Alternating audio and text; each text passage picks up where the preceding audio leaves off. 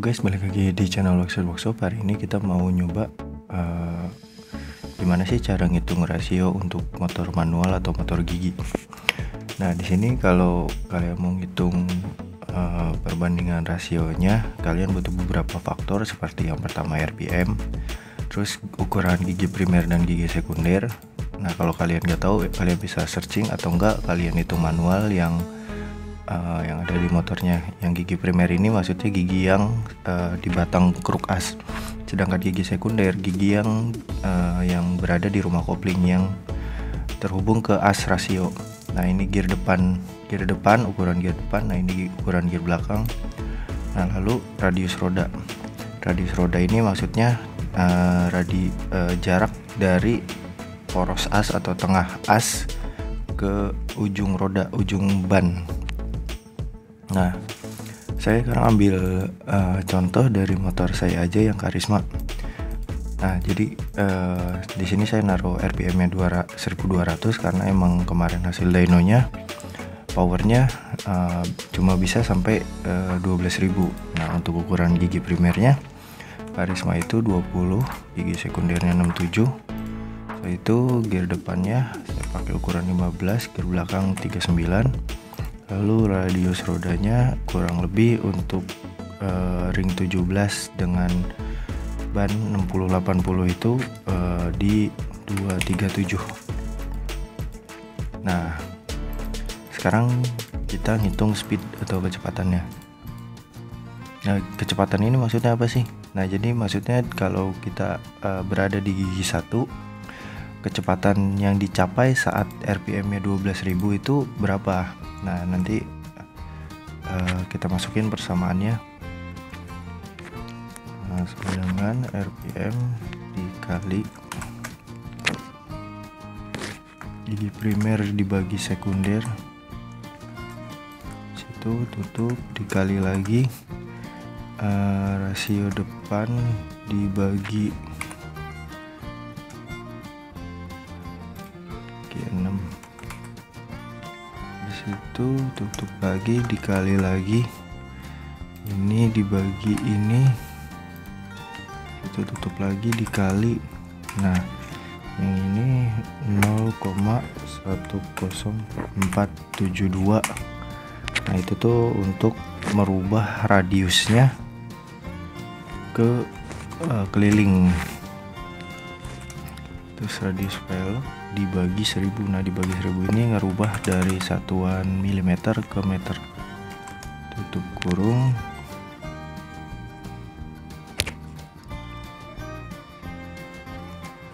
Ini buka kurung, kurang 1. Nah, udah 3.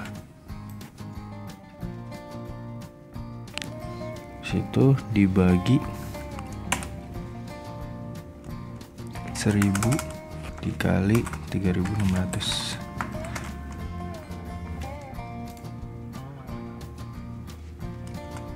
Nah, speednya berada di 49 km per jam. Untuk ini dikasih tanda dolar biar dia nanti kalau kita copy ke bawah nggak ikut turun. Sama ini. Nah, untuk ini yang rasionya enggak, karena nanti biar dia turun ngambil ke yang bawahnya. Nah, sama yang ini juga ada. Situ tinggal ditarik. Nah, hasilnya udah dapat. Jadi nanti di gigi 1 pada saat RPM-nya sampai 12.000 dapat 49 km per jam. Nah, nanti di gigi 2 juga kayak gitu, gigi 3, gigi 4. Nah, kalau shift RPM ini maksudnya jadi pas kita udah nyampe 12.000 lalu kita oper dari gigi 1 ke gigi 2. Nah, shift RPM-nya di RPM berapa, jadi turunnya dropnya ke RPM berapa gitu. Nah, kayak gitu maksudnya shift RPM ini. Jadi kita masukin rumusnya. Ini dibagi 3,6, terus di kurung dibagi radius velg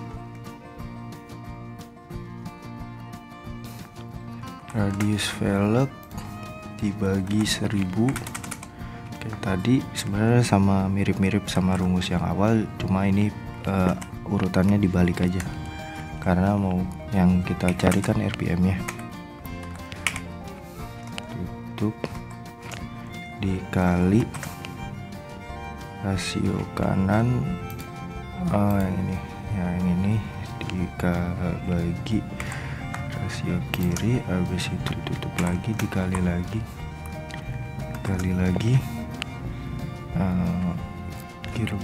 nah jadi ya sama sih kayak rumus yang tadi, cuma ini dibalik aja biar nemuin RPM nya. Itu ini dibagi ini tuh, udah tutup, buka kurungnya ditambah.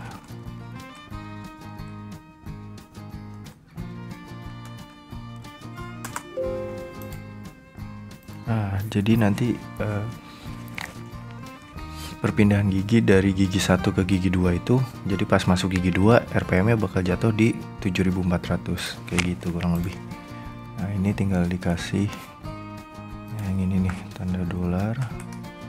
Itu yang ini sama yang ini. Nah, ini juga. Cetak kebanyakan.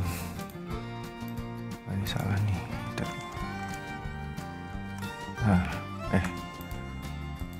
Bentar. Oh, tadi dihapus. Ini dibagi ini. Tutup. Oke. Nah, ininya tinggal dikasih tanda dolar lagi. Oke, ini tinggal ditarik ke bawah. Nah, jadi nanti dari gigi 2 misalnya ngopernya di 12.000 juga, nah turunnya ke segini 8.900. Nah, nanti dari gigi 3 ke gigi 4 juga sama kayak gitu kurang lebih. Nah, ini penurunannya tinggal dikali aja, ini dikurang ini, jadi tinggal ditarik. Bentar dulu. Oh, yang ininya dikasih tanda dolar yang depannya karena kan kita nggak diturunin juga. Nah, oke. Nah, jadi sampai sini maksudnya drop RPM ini, jadi RPM yang hilang. Jadi RPM yang hilang atau yang drop, jadi turunnya sekitar 4000 RPM saat kita mengoper dari gigi 1 ke gigi 2. Nah, kalau gigi 2 ke gigi 3 hilangnya atau jatuhnya sekitar 3000 RPM. Nah, dari gigi 3 ke gigi 4 jatuhnya sekitar 2300 RPM. Nah, ini untuk persentase dropnya itu rumusnya ini dibagi ini, tutup kurang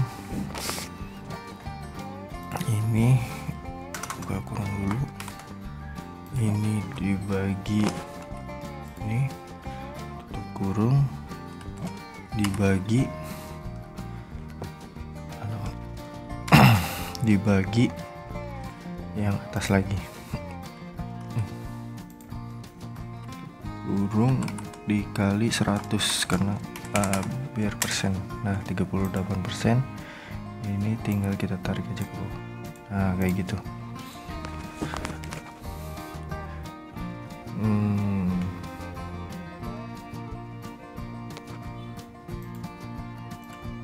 Nah, jadi untuk drop RPM-nya sekitar 38%. Ininya gigi 3-nya sekian dan gigi 4-nya sekian. Maksudnya dari gigi 3 ke gigi 4-nya sekian.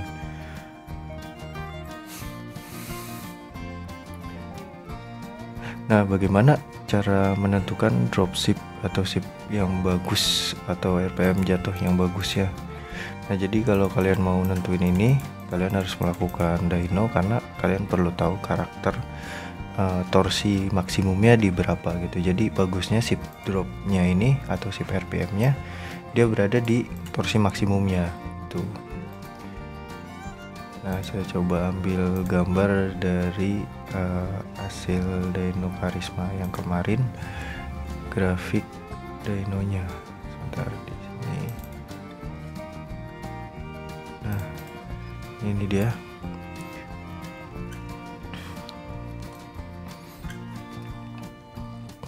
Nah, jadi kalau kalian lihat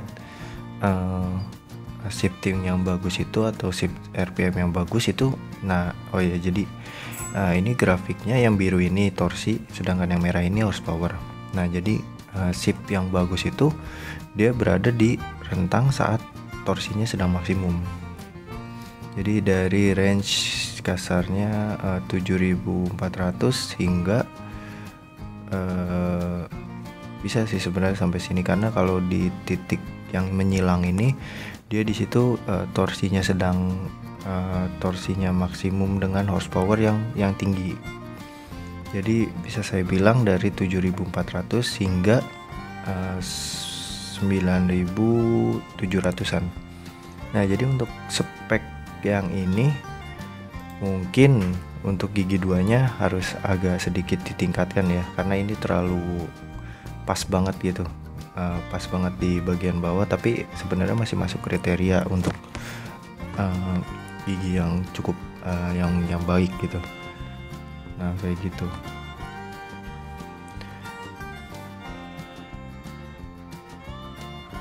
Oh iya, jadi dulu saya pernah nemu kasus, jadi ada yang bertanya gitu, kenapa sih jadi dia tuh beli rasio yang terbilang cukup berat untuk motor matic. Nah, jadi setelah itu dia bertanya, kok saya setelah ganti rasio berat tapi top speednya malah mengurang gitu. Nah, kita bisa sih maksain kayak ini, misalnya pakai 30. Nah, dapat top speed di gigi 4 173. Nah, kira-kira mesin kita sanggup nggak untuk narik motornya untuk mencapai RPM 12.000 pada gigi 4. Nah, itu kan pertanyaannya. Jadi dengan horsepower yang kita punya itu, si motor sanggup nggak untuk mencapai 12.000? Kalaupun rasionya terlalu berat, lalu power motornya tidak mumpuni, otomatis ya kecepatannya nggak bakal bisa dicapai gitu. Ya misalnya dia cuma mampu narik sampai 6.000 misalnya, ya tuh dapatnya malah segini gitu. Jadi kita juga nggak bisa maksain motor untuk dapat top speed yang tinggi kalau emang powernya ya emang nggak sanggup gitu. Tuh, jadi kita harus tahu juga limit mesinnya di top speed berapa gitu. Nah, ini untuk ini grafik drop ininya, grafik RPM dropnya kurang lebih kayak gini gambarannya. Jadi ini gigi 1 ke gigi 2. Ini yang turun ini pada saat perpindahan gigi. Nah, jadi yang bagus itu ya gigi saat perpindahan giginya terus naik. Jadi kayak ini, dari ini di 7.000, habis itu naik gigi 2 ke gigi 3-nya naik lebih naik lagi gitu. Jadinya angka drop RPM-nya harus turun terus gitu dari setiap perpindahan gigi. Kayak ini 4.500 ke 3.000 turun kan. Nah, jadi dari 3.000 juga ke 2.300 harus turun lagi gitu. Jadi nanti kalau misalnya selanjutnya ke gigi 5 harusnya mungkin udah angka di 1.100-an gitu. Kalau misalnya ini 5 speed gitu. Atau enggak kalau ke gigi 6 ya mungkin udah tinggal 500 kali gitu, kayak gitu. Atau enggak ke atasnya bisa diperbesar lagi, kayak ini mungkin startnya dari 5.000, nanti ke sininya ke 4.000, ke sini 3.000, sini 2.000, ke sini 1.000 dan seterusnya. Ya kurang lebih kayak gitu sih hitung dropship untuk motor manual. Kalau untuk motor matic sendiri sih agak sulit ya, karena kita kan nggak bisa ngitung untuk posisi fan beltnya di diameter berapa dari yang depan dan yang belakangnya gitu. Jadi paling bisa di ngira-ngira gitu dengan menambahkan dengan tahu faktor pertama yaitu RPM. Misalnya kita di RPM 10.000 kita dapat top speed misalnya dapat top speed 100, misalnya di 10.000 dapat 100. Nah, nextnya kita ganti rasio, kira-kira di RPM 10.000 bisa dapat berapa gitu.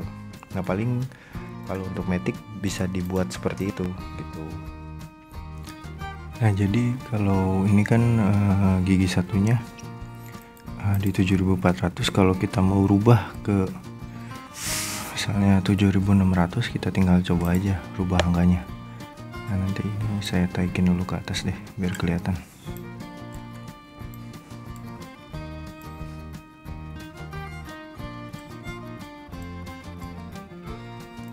Ini agak dikecilin sedikit, masih kelihatan kali. Ini juga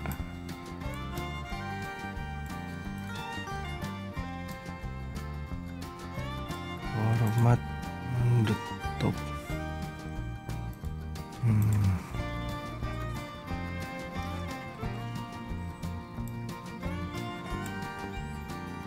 Ya kayak gini berarti ininya harusnya di, misalnya saya pengennya di 7.600-an, berarti gigi satunya aja diberatin.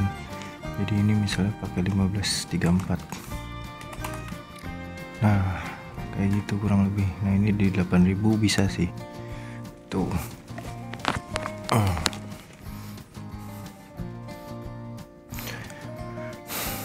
Nah kalau saya sih biasanya daripada ngitung kayak gini agak repot juga, jadi coba-coba dirubah gigi 1 sampai gigi 4. Nah nanti kalau misalnya seumpamanya udah ketemu, wah ini nih rasionya cocok nih. Nah setelah itu kita nyari yang ada di pasaran, ternyata nggak dapet dan biayanya bisa custom mungkin, tapi kalau menurut saya sih agak repot. Kalau saya biasanya masukin dari rasio yang ada di pasaran, jadi nanti saya cari yang kira-kira karakternya cocok atau oke, baru saya beli gitu. Jadi saya masukin dulu angka di sininya, misalnya punya brand ini sekian, nanti brand ini sekian, jadi dibandingkan satu-satu gitu.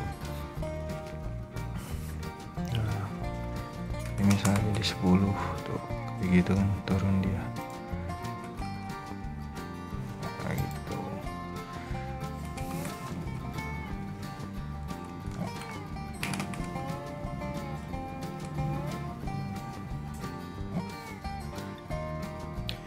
Ya udah, cukup sampai di sini video kali ini.